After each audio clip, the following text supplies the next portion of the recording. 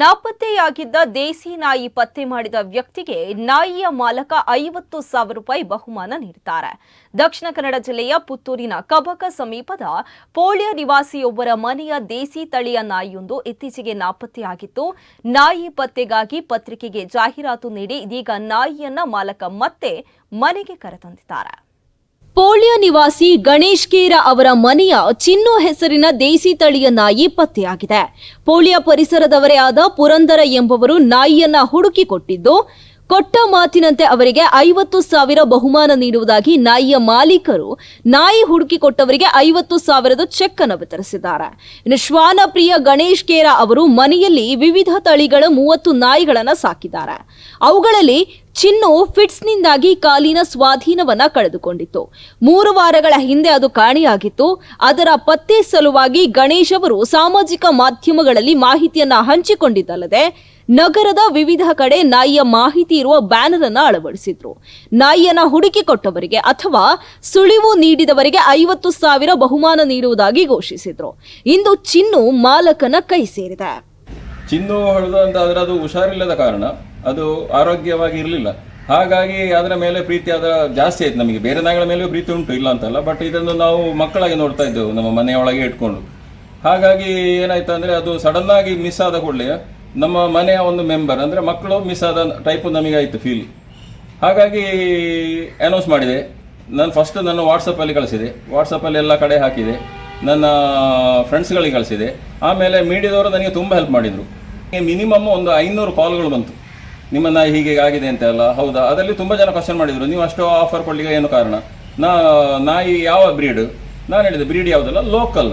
But ನಾನು ವ್ಯಾಲ್ಯೂವನ್ನು ಹಿಡಿದದ್ದು ನಾಯಿಯ ಮೇಲೆ, ನಾಯಿಯ ರೇಟ್ ಅಲ್ಲ ಹಿಡಿದದ್ದು, ನಾಯಿಯ ಮೇಲೆ ಇರುವಂಥ ಪ್ರೀತಿ. ಅದು 50,000 ಅಲ್ಲ, ಕೆಲವು ಲಕ್ಷವೂ ಇರ್ಬೋದು ನನಗೆ. ಬಟ್ ನನಗೆ 50,000 ಕೊಡುವ ಅಂತೇಳಿ ನನಗೆ ಮನಸ್ಸಿಗೆ ಕಂಡಿತ್ತು. ಆಗ ಸ್ವಲ್ಪ ಬೇರೆಯವರಿಗೂ ಉಪಕಾರ ಆಗ್ತದೆ ಆ ದುಡ್ಡು. ಬರೀ ನಾವು 5,000 10,000 ಕೊಟ್ಟರೆ ಉಪಕಾರ ಆಗೋದಿಲ್ಲ.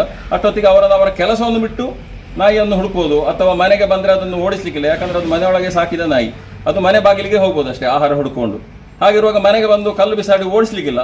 ಇದು ಹಾಗಿದ್ರೆ ಕೇರದವರದ್ದಾಗಿರ್ಬೋದು, ನಾಯಿ ಚಿನ್ನು ಆಗಿರ್ಬೋದು, ನೋಡುವ ಅಂತೇಳಿ ನನಗೆ ಕಾಲ್ ಮಾಡಬಹುದು ಅಂತ ಹೇಳೋ ದೃಷ್ಟಿಯಿಂದ ನಾನು ಅದನ್ನು 50,000 ಆಫರ್ ಹಾಕಿದ್ದೆ. ಶ್ವಾನ ಪತ್ತೆಯಾದ ಕುರಿತು ಗಣೇಶ್ ಕೇರ ಅವರು ಸಾಮಾಜಿಕ ಮಾಧ್ಯಮದಲ್ಲಿ ಖುಷಿ ಹಂಚಿಕೊಂಡಿದ್ದಾರೆ. ಚಿನ್ನು ನಮ್ಮ ಮನೆ ಸೇರಿದೆ, ಹುಡುಕಿ ಕೊಟ್ಟ ಪುರಂದರ ಪೋಳ್ಯ ಅವರಿಗೆ 50,000 ನೀಡುತ್ತಾನೆ. ನಾಯಿಯನ್ನ ಹುಡುಕಿ ಕೊಟ್ಟ ಪುರಂದರ ಅವರನ್ನ ಮನೆಗೆ ಕರೆಸಿ 50,000 ರೂಪಾಯಿಗಳ ಚೆಕ್ ಅನ್ನು ವಿತರಿಸಿದ್ದಾರೆ. ನಾಪತ್ತೆಯಾಗಿದ್ದ ನಾಯಿ ಗಣೇಶ್ ಅವರ ಮನೆಯ 2 ಕಿಲೋಮೀಟರ್ ಸುತ್ತಮುತ್ತಲೇ ತಿರುಗಾಡ್ತಾ ಇತ್ತು. ನಾಪತ್ತೆಯಾಗಿದ್ದ 3 ದಿನಗಳ ಬಳಿಕ ನಾಯಿಯನ್ನ ಪುರಂದರ್ ಅವರೇ ನೋಡಿದ್ರು. ತಕ್ಷಣ ಗಣೇಶ್ ಅವರಿಗೆ ಮಾಹಿತಿಯನ್ನ ನೀಡಿದ್ರು. ನಾಯಿ ಅಂದು ಗಣೇಶ್ ಅವರಿಗೆ ಸಿಕ್ಕಿರ್ಲಿಲ್ಲ. 2 ದಿನದ ಹಿಂದೆ ನಾಯಿ ಮತ್ತೆ ಪುರಂದರ್ ಅವರ ಕಣ್ಣಿಗೆ ಬಿದ್ದಿತ್ತು. ನಾಯಿಯನ್ನ ಅಲ್ಲೇ ಹಿಡಿದು ಗಣೇಶ್ ಅವರಿಗೆ ಪುರಂದರ್ ಅವರು ಒಪ್ಪಿಸಿದ್ರು. ಒಂದು ಸಲ ಹೋಗೋದು ಸಿಕ್ಕಿದ್ದು, ಅದನ್ನು ಅವರ ನಾಯಿ ಅಂತ ಕನ್ಫರ್ಮ್ ಗೊತ್ತಿರಲಿಲ್ಲ ಅವರಿಗೆ ಸಹ, ಅದರಲ್ಲಿ ಬೆಲ್ಟ್ ಇರಲಿಲ್ಲ. ಹಾಗಾಗಿ ಅದು ಅವರು ಡೌಟಲ್ಲಿತ್ತು ರಾತ್ರಿ. ಹಾಗೆ ಆದಿತ್ಯವಾರ ಬೆಳಿಗ್ಗೆ ಬರುವಾಗ ನಮ್ಮ ತೋಟದಲ್ಲಿ ಓಡಾಡ್ತಿತ್ತು ಆಚೆ ಈಚೆ. ನಿಮ್ಗೆ ಏನಾದರೂ ಯೋಚನೆ ಬಂತ ಇವ್ರು ಯಾಕೆ 50,000 ಕೊಡ್ತಾರೆ? ಇಲ್ಲ, ಅದು ಯೋಚನೆ ಇರಲಿಲ್ಲ ನನಗೆ. ನಾನು ಈಗ ಇವರ ನಾಯಿ ಮಿಸ್ ಆಗಿದೆ ಅಂತ ಹೇಳಿದ್ರಲ್ಲ, ಹಾಗೆ ಇವರದೇ ಆಗಿರ್ಬೋದಂತ ಗೊತ್ತಿರಲಿಲ್ಲ ನಮಗೀಗ. ಹಾಗೆ ನಾವು ಇವರಿಗೆ ಫೋನ್ ಮಾಡಿ ಹೇಳಿದ್ದು ಇವರ ಹತ್ರ.